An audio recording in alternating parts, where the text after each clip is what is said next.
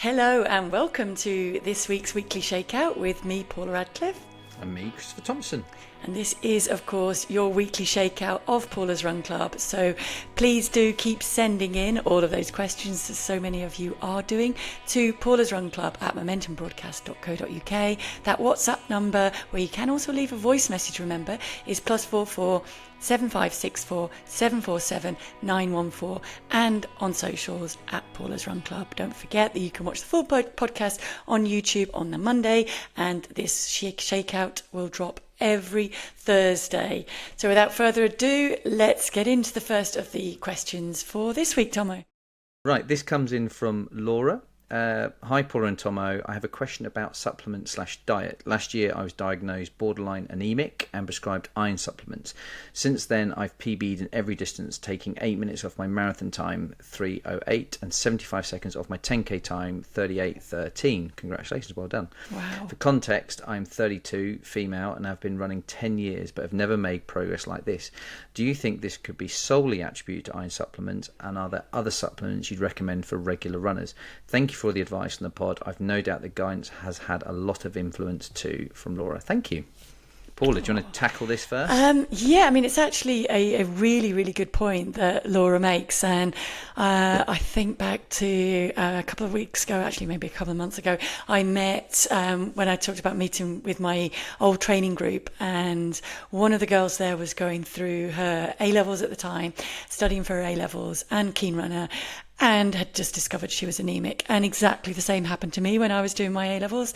And it's basically when you're taking too much out of the tank and you're asking too much of your body, and it's just drawing on those iron stores a little bit more. So for the first time, I was anemic, exactly as Laura says, was prescribed the iron tablets, and felt like a really good improvement getting boosted into my running. And I think part of it is, and the way my coach described it at the time, it's almost like a simulated altitude training, because your body gets used to coping with fewer red blood cells because you're anemic.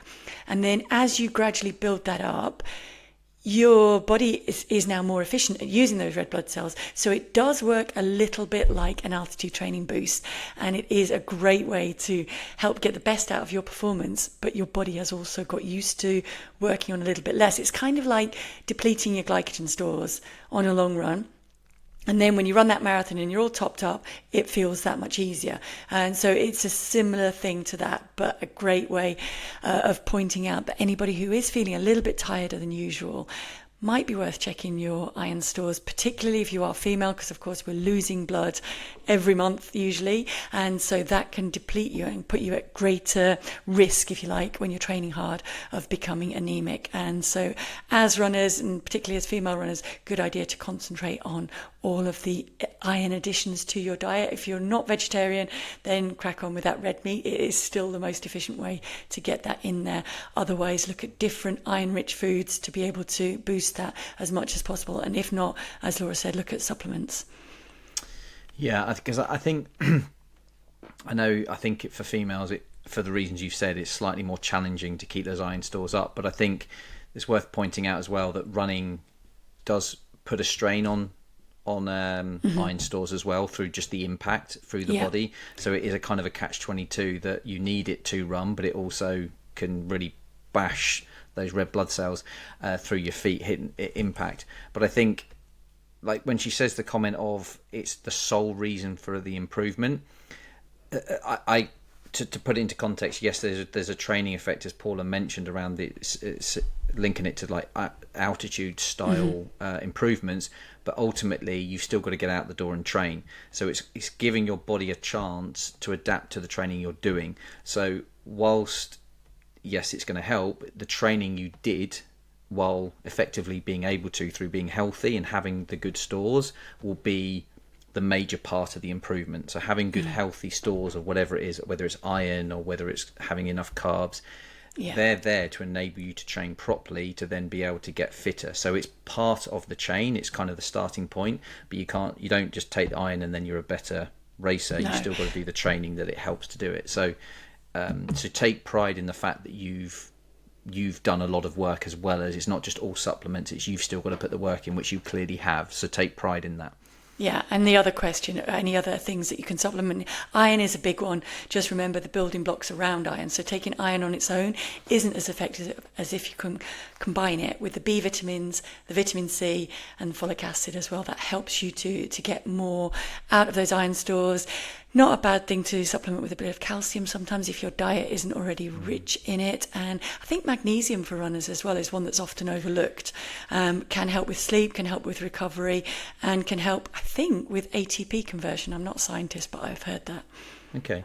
Well, I think because of where we're entering as well, we're entering autumn and going into winter. I think it's worth mentioning vitamin D, because obviously as we start losing the sunlight, I think there's a lot that vitamin D does with bone health and just general health, and there's a lot more evidence out there that supplementing during the winter months is a real health benefit for people, because obviously if your skin isn't seeing the sun, or if you're doing a job that works inside during the summer, vitamin D supplementation is really, really important. But it's probably worth, you know what, Paula, getting someone on to talk a lot about supplements, and getting an expert to talk about what supplements are out there and the benefits from all of them, because obviously we have a reasonable amount of knowledge, but there's people that will be able to talk about every single one. But I think it's be worth in the future to do that, I think.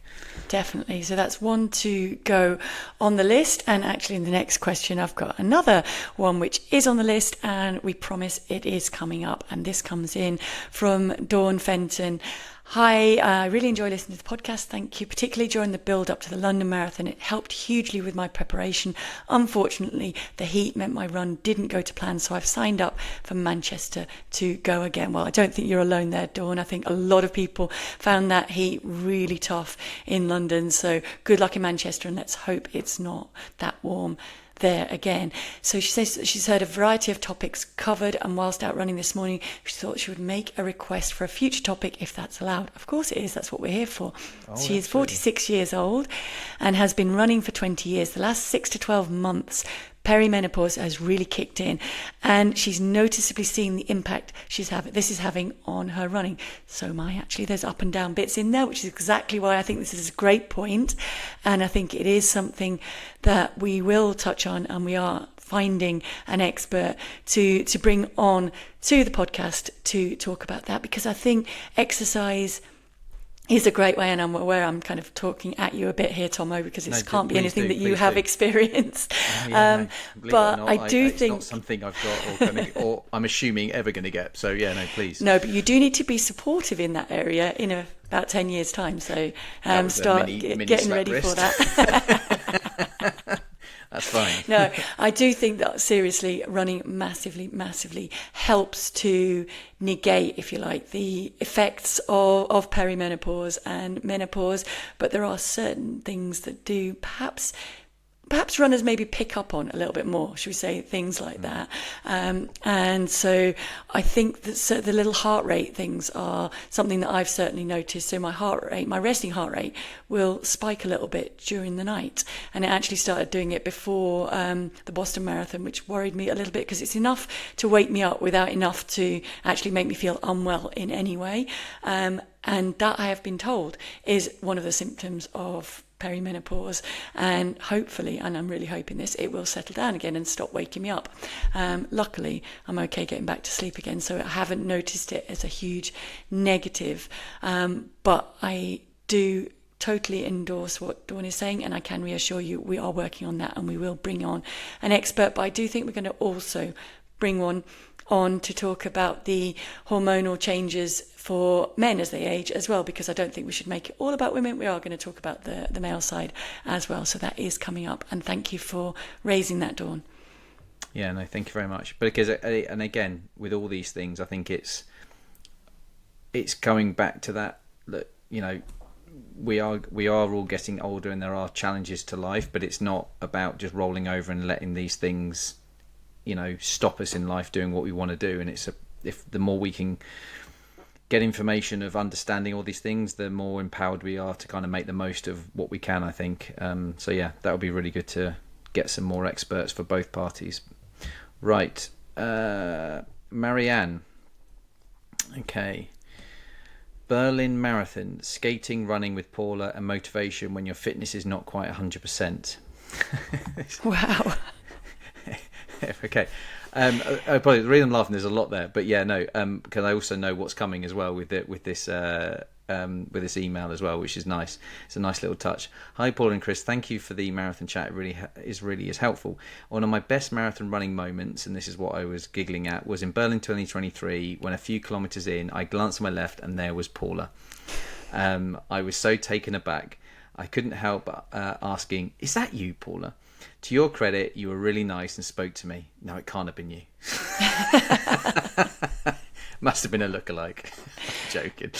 Rather than run away, you were pacing a group of athletes. You said you guys were going for a 3:30, and if I wanted to join you. I thought this was the best day of running of my life. Either that or I'm hallucinating. I was going for sub 3:32, but had skated the marathon the day before and got a bit carried away, landing a PB in the skate, but taking a bit more out of my legs than I intended. I mean, crikey. It is really impressive. So there's a lot of people rollerblade the Berlin Marathon, the full marathon, the day before, and then they actually have a double where you kind of, I don't know whether you add the times or your positions, but you make a cumulative total for the skating the marathon and running the marathon. Would you do that cut? Because there's a lot of tram lines that run through Berlin. Yeah. And it's like, so I wonder... They must, because I can't imagine that's particularly easy. Whether they can't put mats down, they must have to lift their legs quite a lot. Yeah, step over them or because they're quite. I stopped with your group for another kilometre or so, but when you went off to use the facilities, I decided to do my own thing. Just for clarification, what I did realise there was I was actually starting to cramp up, and I realised if I stopped and then ran quicker to catch the group up again, I was stretching out a little bit in between, so I wasn't cramping. So that's what I was actually doing there. There you go. You did. I bet you didn't. Because I did look like I used the facilities about 3 or 4 times, but that was so that I could actually stretch a little bit and then stretch out. Who knew you were going to have to justify that in a podcast like 2 years later, what you were doing? Who'd have thought how things marinate as you go forward in time? I just decided to do my own thing as I do find it hard to stick with anyone else in such a busy marathon, and I just needed to tune into how I'm feeling. But all the way around, when it felt hard, I just remembered I ran with Paula Radcliffe.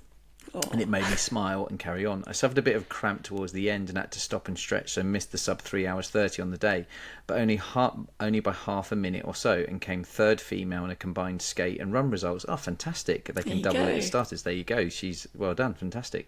I always wondered how you and your team got on. Did everyone hit their targets, and did you run with them right to the end? Anyway, thank you for a bit of inspiration. I went back to last year to do the run on its own and with no skates on the day before. I managed a 7-minute PB of 3 hours 19, which was my best ever. Well done. Well done. I do have a proper question for the Shakeout too. I'm going to go back to Berlin Marathon in a few weeks' time, and I know I'm not as fit as last year, so won't manage to run as fast. It's getting to my head a bit, and I have been feeling a bit negative. My question is, how do I best motivate myself to run well, even though I know I won't? Because this is what... This is in... Hang on, how long... this is this weekend or the weekend after? It's 21st. 21st of so it's a week, September coming up, so right? it's coming up very soon. So yes. Hopefully this reaches you in time, yes. Marianne. I'll answer the question first off.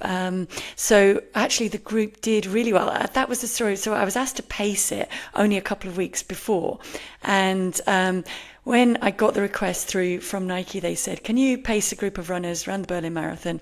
And they said, we're going to put you in the 2 hours 30 group. And I was like, "Oh no, that's too quick, and you better put me in the slower one because I can't get around that with a couple of weeks' notice." And so then when I got there, I found out that the paces they were putting in were actually going to about 10-15k. And so I kind of said, well, no, but they're all elite runners that have come in. They've been racing the track season and they've come in to do that. I'm basically a retired marathon runner running for fun. If I'm going to help a load of people, I'm going to run with them to the end. At which point they turned around and said to me, "You can't make it back to the airport to be able to get back for your kids," because Gary was in Chicago with his athletes or getting ready for Chicago. So I had to come off the course, but to cut a long story short, by 36k. So the group I'm running with, we're trying to break 3 hours 30. And by the time we get approaching to 30k, some of the group had kind of were hitting rough spots. And so I said, right, okay, I'm going to get in front. You're basically just going to focus on my back, and I'm going to get you to 35k, which we did, and we got back on target. And then they said, well, you can't stop and leave us now.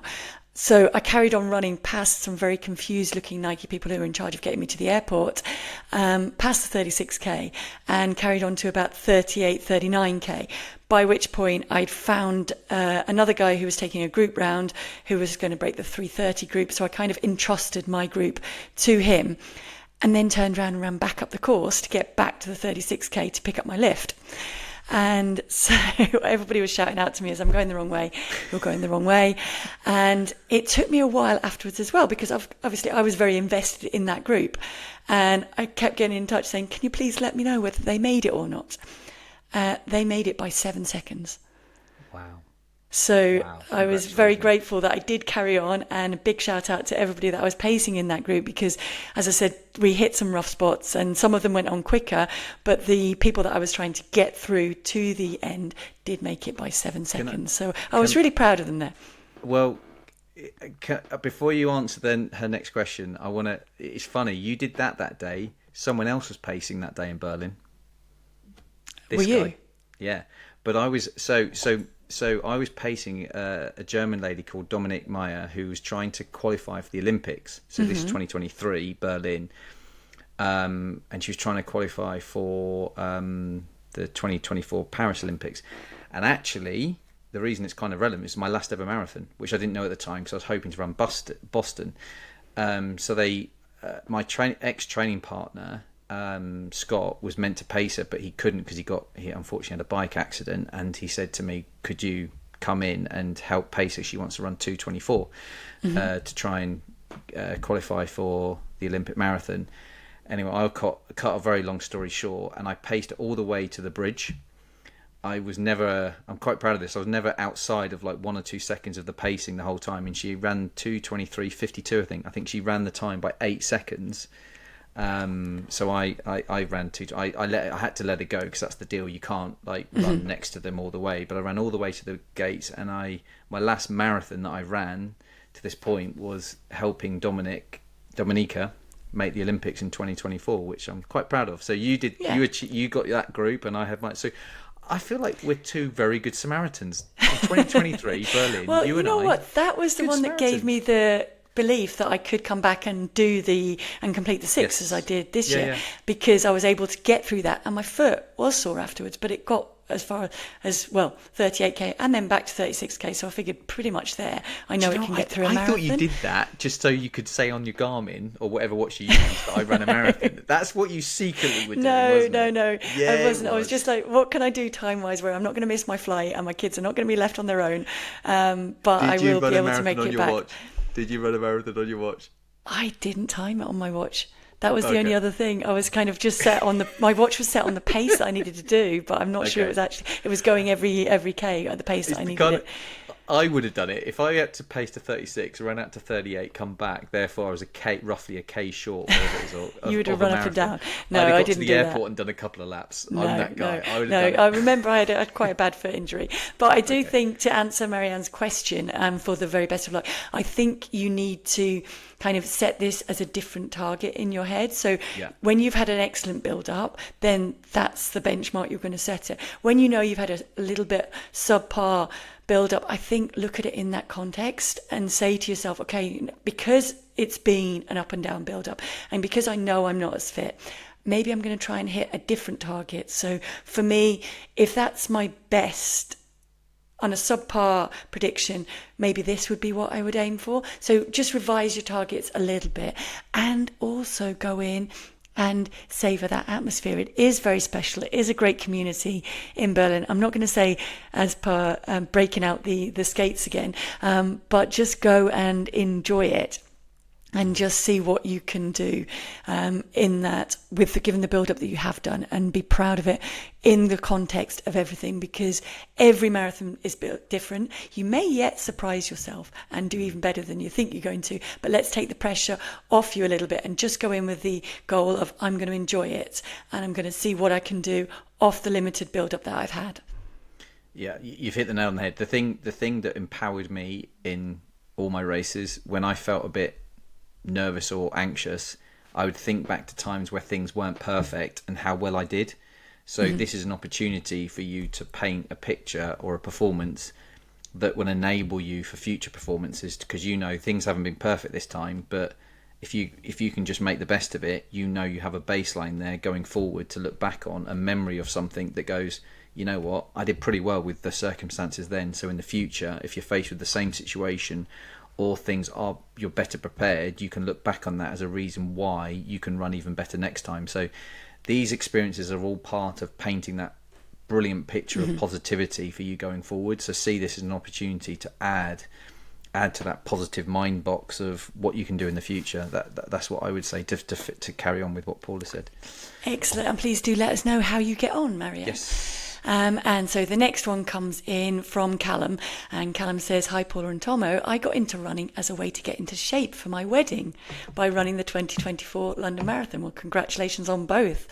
I've now well and truly got the running bug, running a second marathon in December of 24 and an ultra earlier this year, and I'm training for a marathon mid-November. My wife is expecting and we are welcoming a baby boy into the world in January. It's a mixture of excitement and nerves, to which running has been a great leveller. I know things are about to change pretty drastically, and I'm wondering if you had any tips on how to balance those first few months while finding time to get out and clear the head. Really enjoying the podcast. Thanks so much. That's from Callum. Well, first of all, congratulations, Callum. Yeah. And I think, Thommo, I'm going to throw this to you since you've the more recent experience in this area. Well, yeah, but I think what we hopefully have here is a different perspective. You gave birth and had to deal with what it was like having to try and deal with those 2 or 3 months or 4 months post, and I didn't give birth, but I was obviously became a dad, like Callum has said. So it's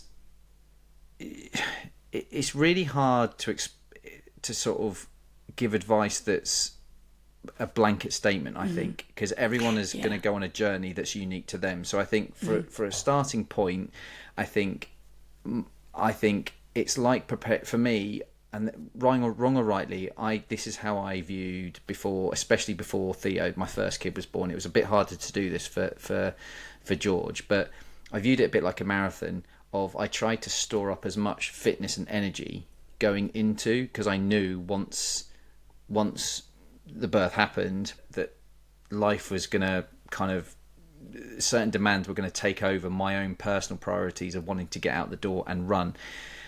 And I think, so I built up as much fitness and bagged as much kind of health, I guess is the best word to word, like through sleep and eating well. And you can only plan so much. So we did things like we not, it sounds obvious, but it's kind of not in the heat of the moment when you are worried about giving birth. You're stocking up the fridge with as much food and stuff. Try and take out as much of the things that take time, i.e. food preparations or things that enable you they become second nature. We had a lot of friends buy us like prepaid ready meals, like Cook or what have you, to stock up the fridge with whatever you want. So you try in the first few weeks just do what you take away some of the complications.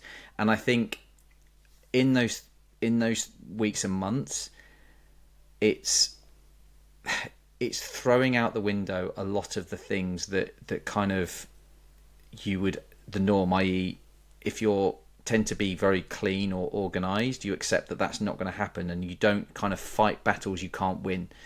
It sounds a bit Keep it going makes sense when it happens, by you the know what I way, mean? particularly when you get to teenagers, there you definitely pick your battles. It's picking your battles, and I think sometimes, especially the good thing when you have your first is you can kind of give each other a timeout.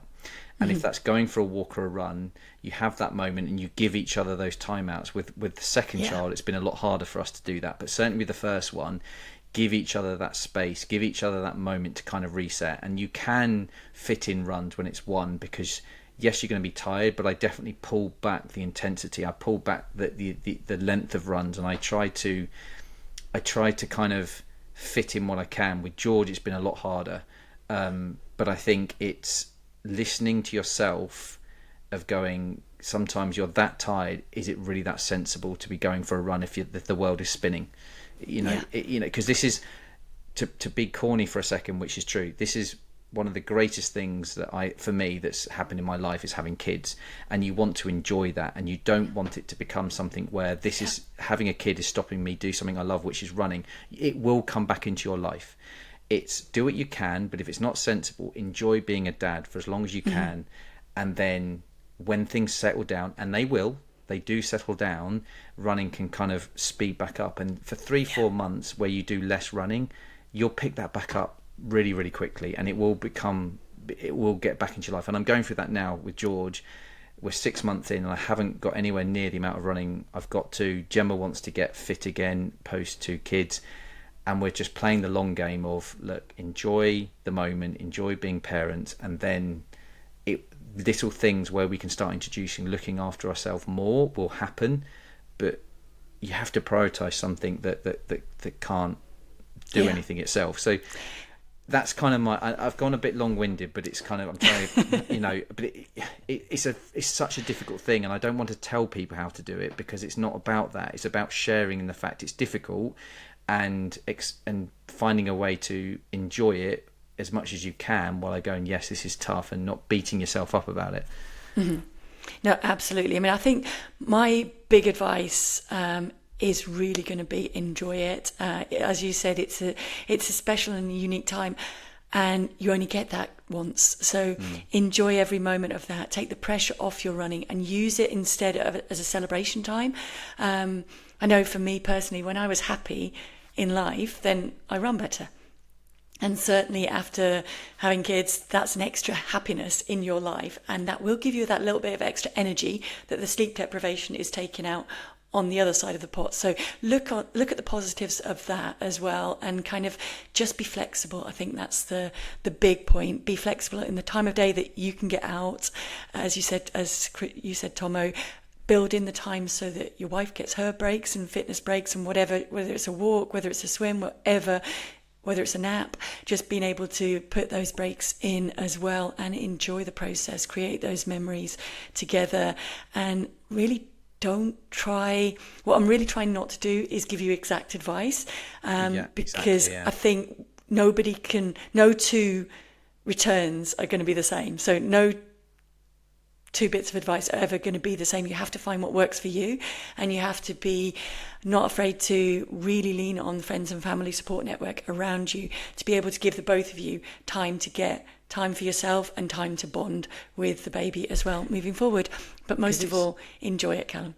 I was going to say, because it's one of those things, I think having kids, one of the things I learned once I had kids is you get very paranoid about telling someone else how to parent or how to do it. And it becomes actually, this is how I did it, and a shoulder to discuss. It's almost like it's the one thing in my life where I'm like, I never want to tell someone how to do it. You just don't. As a parent, you kind of almost go, look, these are the challenges I face. What challenges do you face, and how do you fit running in? And it's an open discussion rather than, like we've just said, like it's not this is a book of you should do this. It's a book of stories of how we all managed it and how we tried to do it. Because it does get easier. That tagline, it does get easier, it does. So anyway, it's a lovely discussion, because I don't know, I always get kind of, I don't know, having kids has been one of the best things that's happened to me in my life. So it is cool. It is. You have an amazing experience ahead of you, Callum, so please do enjoy that. I think we've got time for one last quick one about Chicago Marathon, which is pretty apt, coming up soon. So Chicago Marathon, hi Paula and Thommo, myself and my daughter have taken part in this year's Chicago Marathon, and was wondering if you recommended staying on UK time. We travel on Wednesday before the race and Sunday. Thanks, Kerry. PS, love the pod. Thank you very much. You've run Chicago, obviously. What did you do? I did a little bit, and I think that's a great mindset to go in with, Kerry. You don't have to say exactly on UK time, but certainly stay leaning that way. So what is it, about 6-hour difference, isn't it? And race start is 7 a.m. from memory. And so you are going to be getting up very early in the morning for your breakfast. So keeping yourself on UK time is actually a bit more pleasant. The good thing is that it is the US, it is Chicago. There are plenty of places that will serve you a dinner at 3 o'clock in the afternoon. So you can kind of keep yourself a little bit earlier, go to bed that little bit earlier. That makes getting up early for race day morning that little bit easier, and means that your body is kind of more on a time when you're comfortable to get up, digest your breakfast and get out there and race. So I would recommend doing that a little bit, particularly, as you say, when you're arriving on the Wednesday. You've only really got Thursday, Friday, Saturday to survive and get through, and then you're ready and raring to go early in the morning on Sunday. So wish you and your daughter the very, very best of luck there, Kerry. One quick course tip for Chicago. Mm-hmm. You'll give us one from me. I think what helped me in Chicago was the fact that there is a famous landmark in Chicago. It's called the Sears Tower, and it's a very tall tower. And the way that the course goes, you're kind of doing out and backs to that. So every time you're running back in, on the skyline, you have the Sears Tower that you can pick out. And certainly that helped me to kind of break it up and stay focused. The other bit is Chinatown is pretty amazing. So that is a noisy bit. The whole course, the support is good, but that's one particular bit is a bit to look forward to. I think when I did it, it was just after halfway. Okay. I don't know if you heard the ice cream van going past, but yeah. Is that what it is? I was wondering what that is. It's the ice cream van. So sorry about that. I did try and put myself on mute, but then I thought, what a great theme tune for Chicago. Yeah. What, the ice cream van? It actually reminds me of Sifan Hassan when she was interviewed before Sydney Marathon, and she said that no matter whether she wins or loses, whether it goes to plan or not, she always celebrates getting to the end of the marathon. And then someone said, well, how do you celebrate? She said, well, I don't do anything crazy like go and have a massive big party, but I always have ice cream. So there you go, the ice cream truck is there for that. And that, I think, is vintage Sifan Hassan. Love it. What's your favourite flavour? Mine, it's probably not appropriate. Well, it might be appropriate for the end of a marathon. I actually really like a limoncello one. Okay. I was that kid that my parents would always buy Neapolitan. Mm-hmm. And I would only eat the chocolate. So when they came to it, all they had were vanilla and strawberry left. I would just hollow out the chocolate. I was that kid. Just put the thing back in. Yeah, literally just put it back in. Stop doing that. We'll stop buying Neapolitan. They could have just bought separate tubs, couldn't they? Really? Do you know what? A tub of chocolate ice cream. Neapolitan. I've not even that. I don't even know if they still do that anymore, but anyway. I don't know. You can always email in the answer to that to Paula's Run Club at momentumbroadcast.co.uk. I go and ask the ice cream guy outside, do you do Neapolitan, mate? So have you run Chicago Marathon as well? Yeah.